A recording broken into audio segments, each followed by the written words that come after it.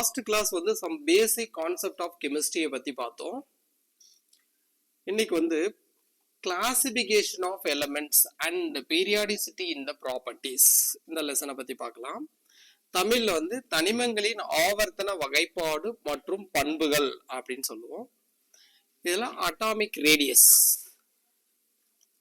Radius அப்படின்றது என்னன்னா பாருங்க, ஒரு ஆட்டம் இருக்குன்னா அந்த ஆட்டம்னுடைய நடுப்பகுதியில நியூக்ளியஸ் இருக்கும். நியூக்ளியஸ் சுத்தி எலக்ட்ரான் அதனுடைய வட்ட பாதையில் சுத்திட்டு இருக்கும். அப்ப நியூக்ளியஸுக்கும் வெளிவட்ட பாதையில் உள்ள எலக்ட்ரானுக்கும் இருக்கிற அந்த தூரத்தை தான் நம்ம ரேடியஸ் சொல்றோம். அதாவது அணு ஆரம். அட்டாமிக் ரேடியஸ் தான் நம்ம தமிழ்ல அணு ஆரம் சொல்லுவோம். நியூக்ளியஸுக்கும் அவுட்டர் மோஸ்ட் எலக்ட்ரானுக்கும் இருக்கிற தொலைவு அதான் ஆரம், அணு ஆரம் அப்படின்னு சொல்லுவோம்.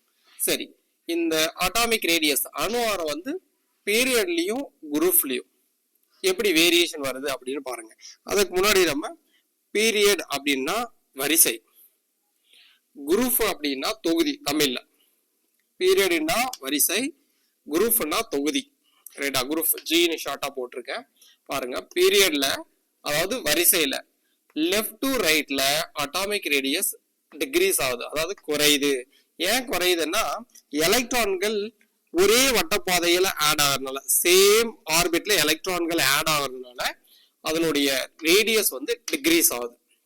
நெக்ஸ்ட் அதே லெஃப்ட் டு ரைட்ல அதாவது பீரியட்ல நியூக்ளியர் சார்ஜ் இன்க்ரீஸ் ஆகுது. ஏன்னா வெளிவட்ட பாதையில் உள்ள ஒரு எலக்ட்ரான் ஆட் ஆகும்போது நியூக்ளியஸ்னுடைய சென்டர்ல ஒரு புரோட்டான் ஆட் ஆகும்.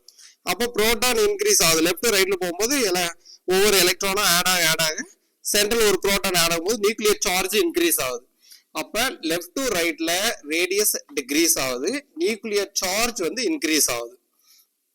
அடுத்து பாருங்களேன், புக்லயே நம்ம என்சிஆர்டி புக்லயே கொடுத்துருப்பாங்க. குளோரினுக்கு அங்க என்ன கொடுத்துருக்காங்க அந்த எக்ஸாம்பிள்ஸா எழுதிருக்கேன். குளோரினுடைய டயமீட்டர் சப்போஸ் கொடுத்துட்டான்னு வச்சுக்கோ 198 பிகோமீட்டர்னு, அதனுடைய ரேடியஸ் இப்ப டயமீட்டர்னு கொடுத்துட்டானவே ரேடியஸ் கேட்டானவே எப்பவுமே 2 டிவைட் பண்ணிடலாம். இங்க பாருங்க டயமீட்டர் 9. அப்போ ஒரு குளோரினுடைய ரேடியஸ் கேட்கும்போது இது 198 டிவைட் பை 2 போட்டோம்னா 99 ஒரு குளோரினுடையது, இன்னொரு குளோரினுடைய 99 பிகோமீட்டர் கிடைச்சிரும். அதான் அங்க ஷார்ட்டா எழுதி இருக்கிறேன், ரேடியஸ் ஆஃப் குளோரின் 99 பிகோமீட்டர்ஸ் அப்படின்னு. இதே மாதிரி மெட்டாலிக் ரேடியஸும் கால்குலேட் பண்ணலாம்.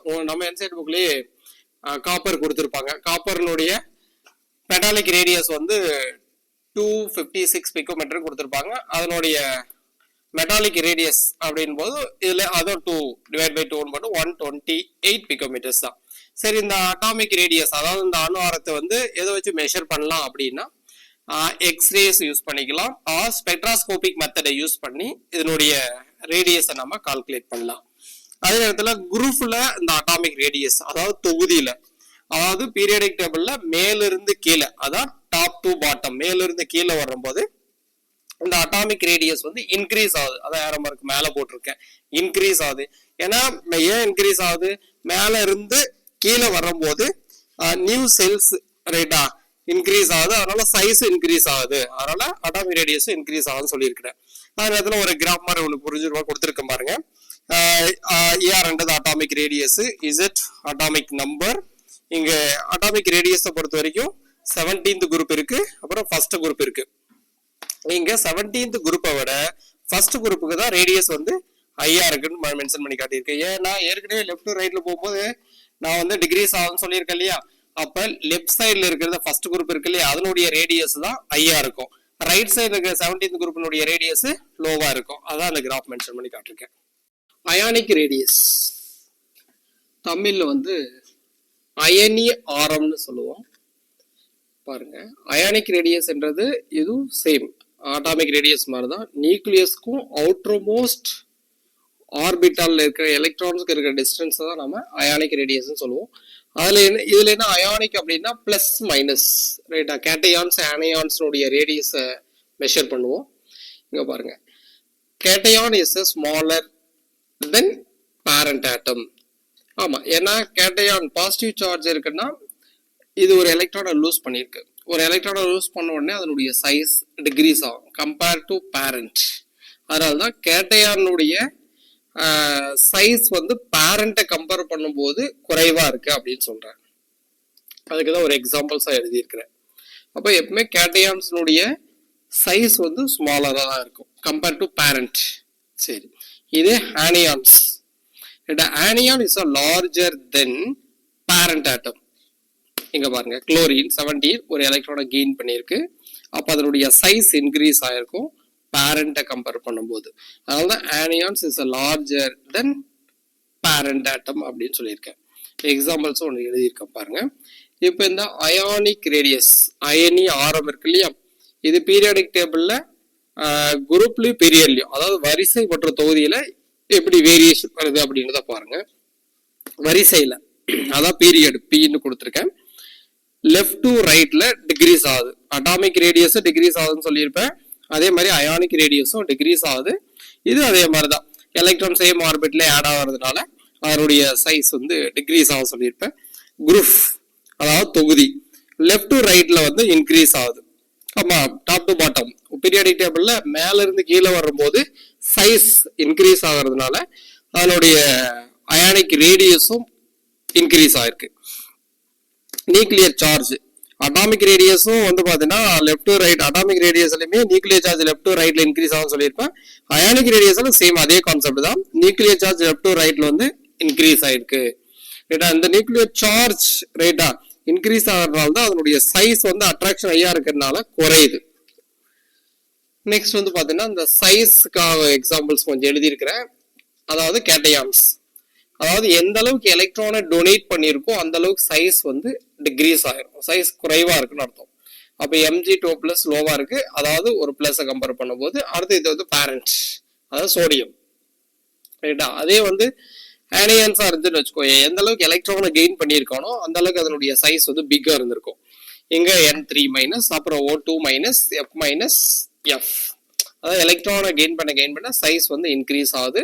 அது இன்க்ரீஸ் ஆகுது காரணம் வந்து எலக்ட்ரானுடைய ரிப்பல்ஷன்னால சைஸ் இன்க்ரீஸ் ஆகும் இதுல ஆனியான்ஸ்ல. இதே கேட்டயான்ஸ் அப்படின்னா எலக்ட்ரான் லூஸ் பண்ண நியூக்ளியஸ்னுடைய அட்ராக்ஷன் ஃபோர்ஸ் அதிகமாகும். அந்த அட்ராக்ஷன் ஃபோர்ஸ் அதிகமாகறதுனால அதனுடைய சைஸ் வந்து டிக்ரீஸ் ஆகுது. ரைட்டா, இது கேட்டயான்ஸ்ல கான்செப்ட். அடுத்து இதே வந்து பாத்தீங்கன்னா அயானிக் ரேடியஸ்ல ஐசோ எலக்ட்ரானிக் அப்படின்ற ஒரு டாபிக் இருக்கு. ஐசோ எலக்ட்ரானிக் அப்படின்னா டெஃபினிஷன்னா சேம் நம்பர் ஆஃப் எலக்ட்ரான்ஸ். ஐசோ எலக்ட்ரானிக்ல டிஃப்ரெண்ட் ஸ்பீசிஸா இருந்தாலும் அதுல இருக்கிற எலக்ட்ரான்கள் எல்லாமே ஒரே மாதிரி தான் இருக்கும், ஒரே அளவா தான் இருக்கும் அப்படின்னு சொல்ல வரேன். பாருங்க, எக்ஸாம்பிளுக்கு வந்து O2-, Mg2+, neon Ne, sodium Na+, F-, Al3+. இது எல்லாத்துலயுமே வந்து பாத்தீங்கன்னா எலக்ட்ரான் வந்து 10 தான் இருக்கு. ஆனா இதுல இருக்கிற அந்த நியூக்ளியர் சார்ஜ், அதாவது நியூக்ளியஸ் வந்து பாத்தீங்கன்னா டிஃபர் ஆகுது. ஆனா அதுல இருக்கிற எலக்ட்ரான்ஸ் வந்து எப்படி இருக்குன்னா சேமா தான் இருக்கு, 10 எலக்ட்ரான் மட்டும் தான் இருக்கு அப்படின்னு. இதேதான் வந்து பாத்தீங்கன்னா இந்த ஐசோ எலக்ட்ரானிக்கு ரைட்டா சைஸ் இன்க்ரீசிங் ஆர்டர்ல சொல்லுங்க, டிக்ரீசிங் ஆர்டர் சொல்லுங்கன்னு சொல்லி கொஸ்டின்ஸ் வரும். அதுக்குதான் இந்த ஐசோ எலக்ட்ரானிக் நான் எழுதுனதுக்கே வந்து பாத்தீங்கன்னா சைஸ் வந்து டிக்ரீசிங் ஆர்டர்ல எழுதியிருக்கிறேன். இருக்கிறதுலே வந்து நெகட்டிவ் சார்ஜ் ரைட்டா, அட்டாமிக் நம்பரை பாக்குறத விட அதனுடைய எலக்ட்ரான் கெயின் பண்ணியிருக்கா இல்ல லூஸ் பண்ணியிருக்கா அப்படின்னு தான் பார்க்கணும்.